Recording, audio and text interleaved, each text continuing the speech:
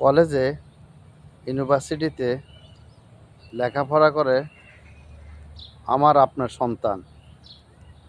তাই আমার আপনার সন্তান যাতে অনিরাপদ হয়ে যাতে না পড়ে, তাই আপনার থেকে আমার থেকে প্রতিবাদ হোক। কাউকে যাতে জোর করে রাজনীতিতে সংযুক্ত যাতে করা না হয়।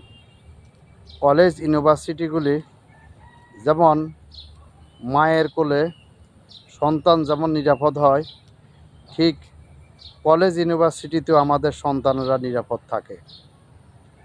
তাই যার যায় সে বুঝে, যার যায় না সে বুঝে না।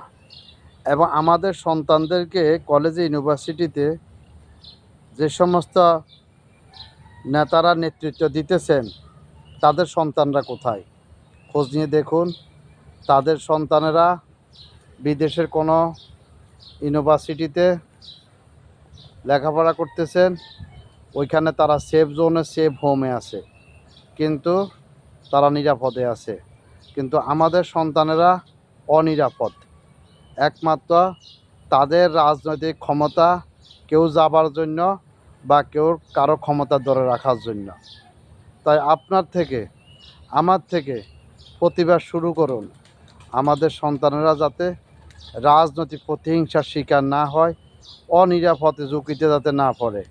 প্রত্যেকটি শিক্ষাঙ্গন যাতে নিরাপদ হয়।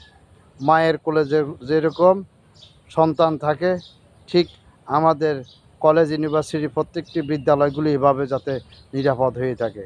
আমার ভিডিওটা যদি ভালো মনে হয়, আপনাদের কল্যাণে মনে হয়, লাইক, শেয়ার, কমেন্টস করে দিবেন এবং আপনার মূল্যবান মতামত কমেন্টসের মাধ্যমে জানিয়ে দিবেন। শুভ হোক বাংলাদেশ। দেশকে ভালোবাসুন, দেশের মানুষকে ভালোবাসুন। যেখানে সেখানে ময়লা আবর্জনা ফেলবেন না। আসসালামু আলাইকুম ওয়া রাহমাতুল্লাহ।